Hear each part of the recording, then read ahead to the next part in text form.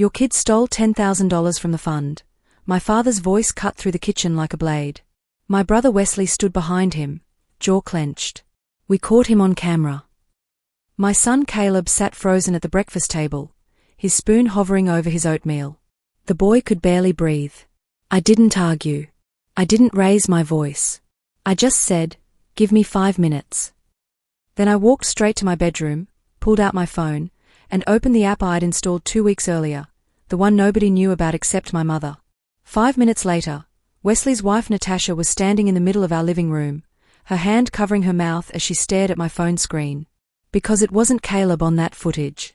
It was her. I never thought I'd have to defend my own son from my family. Never imagined they'd turn on us like this.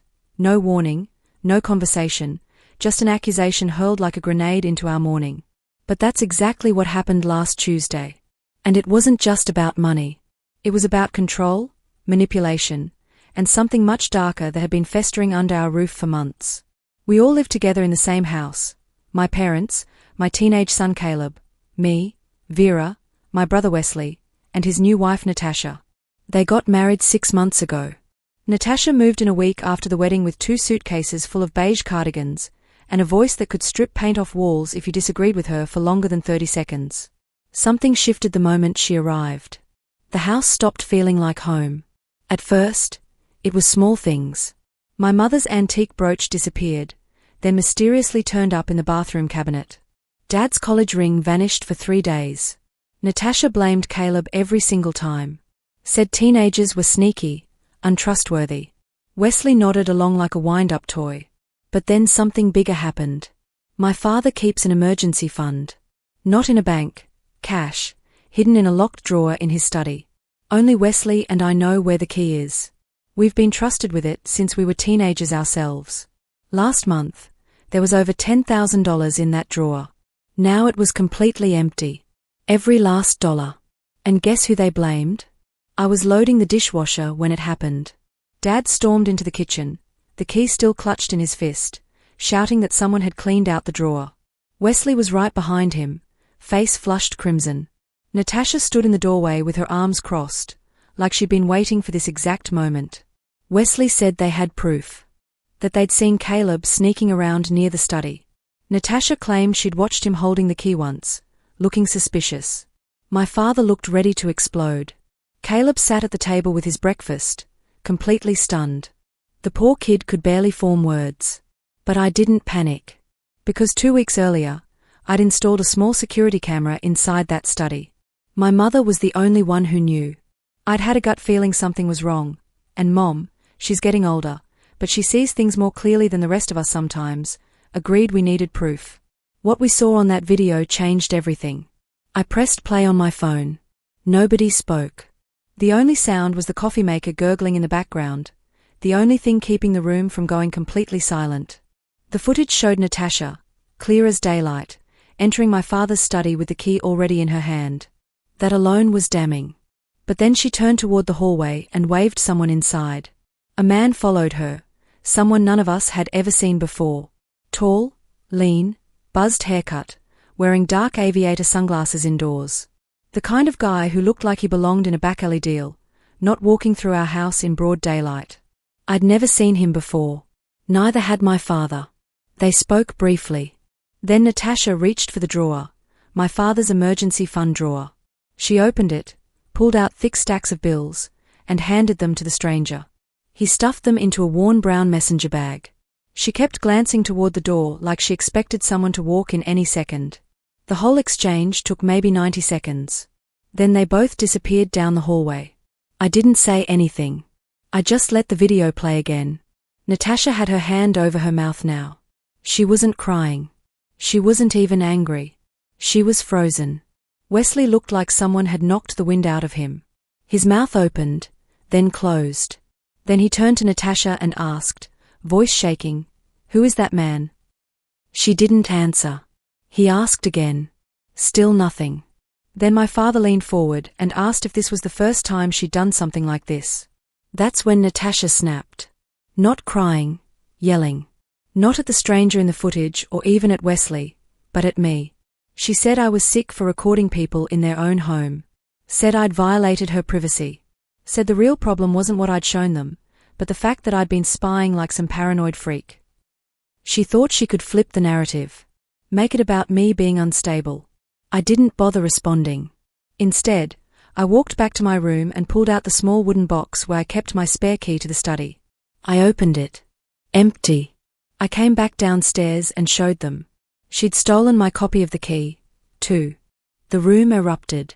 Natasha kept ranting about how she needed the money for something urgent, that we didn't understand what she was going through, that she was under serious financial pressure. She mentioned medical bills, whose, she wouldn't say. Claimed we'd find out soon enough. But it was all lies. You could see it in her eyes. She wasn't scared. She was caught.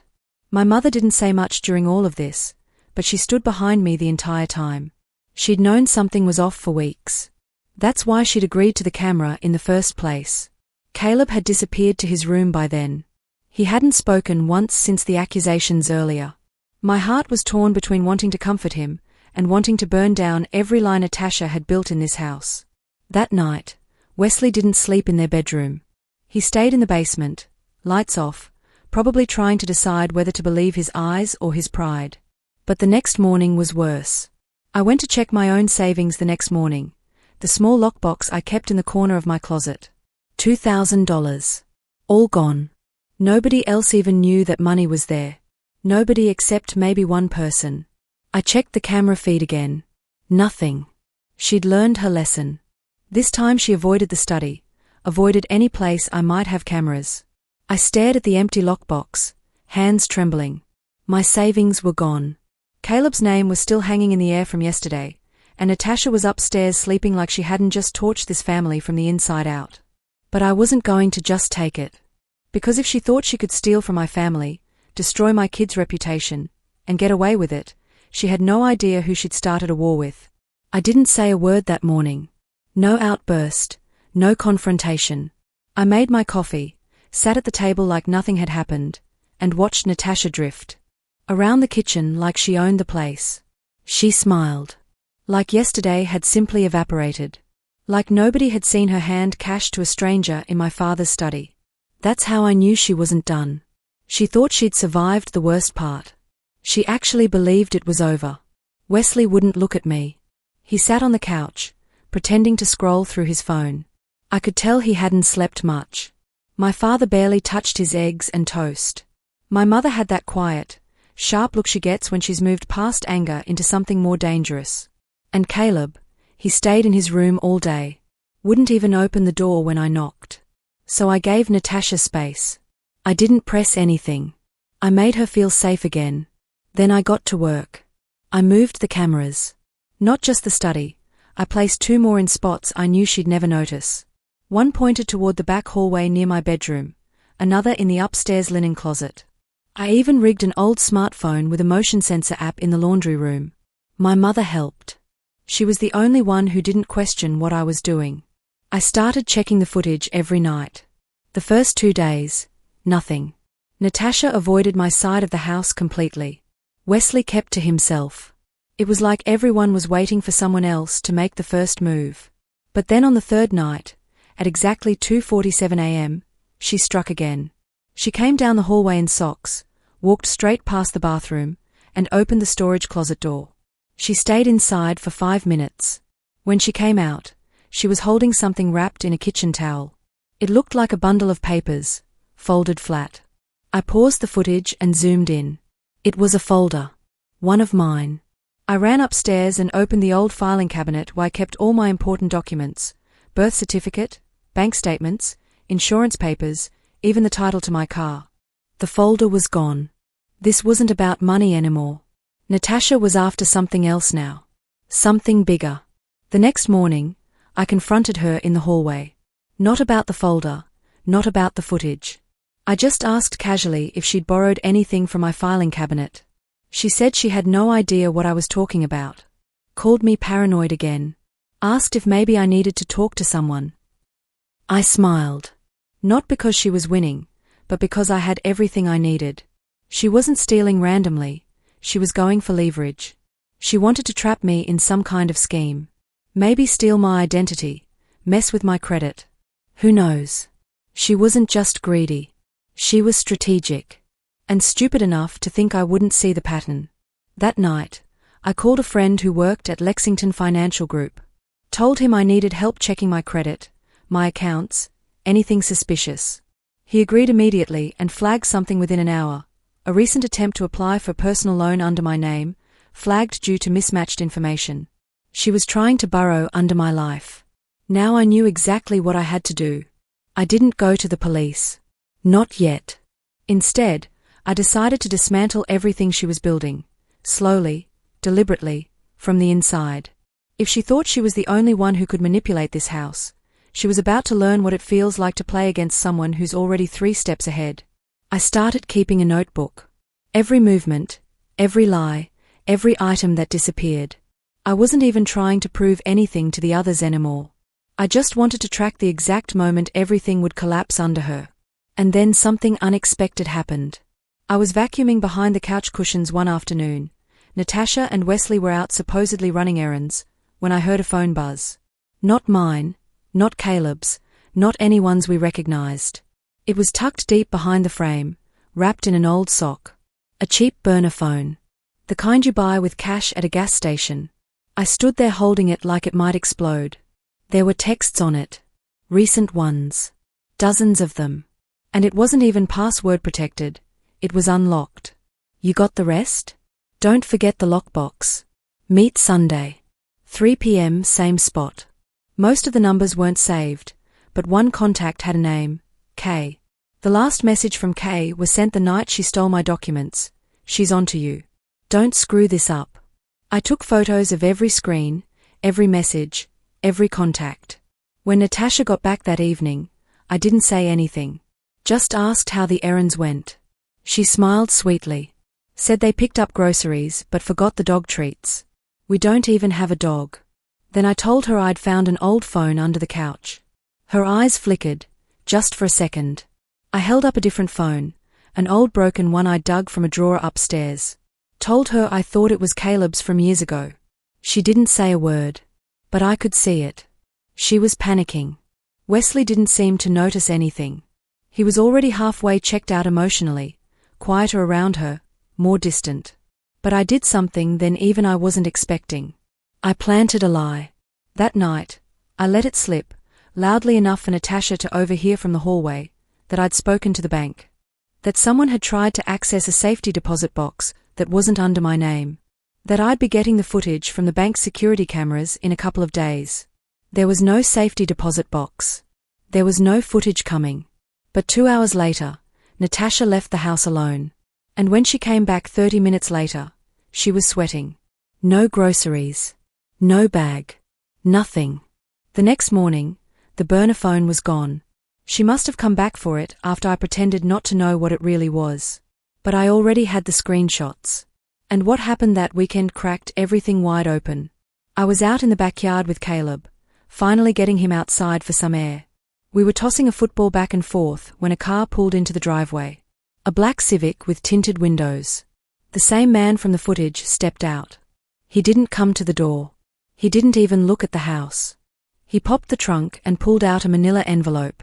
He walked it over to Natasha, who was already outside waiting. She looked panicked, then furious. They argued. She kept saying something about not now, and I said I'd handle it. I couldn't hear everything, but I heard enough. He told her, she knows. I recorded the whole thing from my bedroom window. Wesley wasn't home. My father was napping. My mother had gone to the farmer's market. The man handed Natasha the envelope anyway. She ripped it open, looked inside, and her whole body went rigid. Then she lit it on fire. Right there in the driveway. She actually burned whatever was inside and stomped it out like a lunatic. That was it. I wasn't waiting anymore. I uploaded the footage of their driveway exchange, combined it with the screenshots from the burner phone, and sent it all anonymously to Wesley's email. I didn't even sign my name. I just waited. Wesley didn't say a word for 2 days. Not to me, not to Natasha. He moved through the house like he was watching a slow-motion train wreck. I knew he'd seen the email, I'd set a tracker, and he'd opened it 3 times. He kept quiet until Saturday night. I heard the crash from upstairs. Something shattered, then yelling, not the usual kind. This was loud, final. Wesley wasn't asking questions anymore. He was accusing. I stayed downstairs, listening. He'd printed every screenshot, every frame of the footage. He asked her who Kay was. She tried the usual lies, claimed it was edited, said I had it out for her. But Wesley didn't flinch. He already knew. The man in the video wasn't a stranger to her. His name was Kelvin, an old co-worker she used to hang around with before they got married. A guy with a criminal record and a history of side hustles. Then came the part that surprised even me. Wesley had called Kelvin directly. And Kelvin confessed everything. Kelvin told Wesley the whole story. Said Natasha had promised him a cut of whatever she pulled from the house. They'd planned to blame Caleb from the very beginning. Said she told him our family was too soft to notice. That's when Wesley snapped. He told her to pack and leave. She refused. Said she was his wife. Said he couldn't just throw her out. Started shouting legal threats, talking about marital rights and joint property. Then Wesley did something none of us expected. He pulled out the prenuptial agreement. He'd signed it before the wedding. My parents had insisted on it. The house wasn't hers. Nothing in it was. She had no legal claim to anything. The next morning, she was gone. No bags, no apology, no explanation. Just gone. But the damage was still unfolding. I found out later she'd already opened a credit card in my name. Only a few charges so far, but enough to force me to freeze my credit and start the exhausting process of fixing everything. Wesley kept checking in, quiet, respectful. I wasn't ready to forgive him. He'd stood silent when Caleb was accused. But then he asked to speak to Caleb privately. They sat outside on the porch for 20 minutes. No yelling, no tears. Just a quiet conversation between uncle and nephew. I watched from the kitchen window, my heart tight in my chest. When they came back inside, Caleb's shoulders didn't look quite so heavy anymore. That night, for the first time in weeks, we all sat down together at the dinner table. One seat empty. Dinner was quiet, not tense, just unfamiliar. Like we were all waiting to see if the balance would hold. My father passed the salad bowl to my mother like nothing had happened. Wesley didn't eat much. Caleb kept his earbuds draped around his neck, but didn't check out like before. He was present. That was the first real win. We didn't talk about Natasha. Not directly. We just talked about work, school, how the neighborhood's been getting noisier at night. The kind of small talk that feels huge when you've spent weeks living under accusations and silence. But after dinner, Wesley stayed behind while I cleaned up. He didn't say much until I turned off the faucet. Then he told me everything. Natasha had been lying long before the money went missing. She owed people, real people, not just debt collectors. She was in deep. Kelvin was just one of several she'd been using. Wesley had started noticing gaps in their bank accounts months ago. Small ones at first. Then the cash vanished. He said he didn't want to believe it. That's why he turned on Caleb so quickly. It was easier to blame a teenager than admit he'd married a con artist. I didn't let him off easy. I told him what it felt like to watch my son break down while his uncle stared him down over $10,000. Wesley didn't argue. He just nodded and said he'd never forget it. Then he handed me an envelope. Inside was the money. All of it. Wesley said he'd taken it from Natasha's things the morning she left. She'd hidden it in the lining of a suitcase she never used. He figured she didn't get a chance to move it before she burned whatever Kelvin had given her in the driveway. He could have kept it. Could have returned it to Dad. But he gave it to me. Told me to use it however I needed. For Caleb, for peace of mind, for a lockbox that only I knew about. The next day, Caleb asked if we could all go out for breakfast. We went to Rose's Diner, a place we hadn't been to in over a year. My mother ordered the same blueberry pancakes she always used to. My father actually laughed at one of Caleb's jokes. Wesley paid the bill without saying a word. We got back to the house, and for a moment, nobody moved. Then my father said it, the one thing nobody had dared bring up. He said, "We're going to be okay now." And somehow, I believed him. Natasha was gone. The lies, the theft, the poison she'd poured into this house, it was all out in the open now. And what she tried to break didn't fall apart. It bent. And now it was straightening back out. There's an empty chair at the table now, and for once, it feels right. That weekend, Caleb helped my father clean out the garage. They found an old box of his childhood action figures and spent an hour going through them like it was buried treasure. My mother baked an apple pie just because. Wesley started staying upstairs again, sleeping in his old room instead of the basement. Nobody said it out loud, but things were starting to stitch themselves back together. Slow, uneven, but real.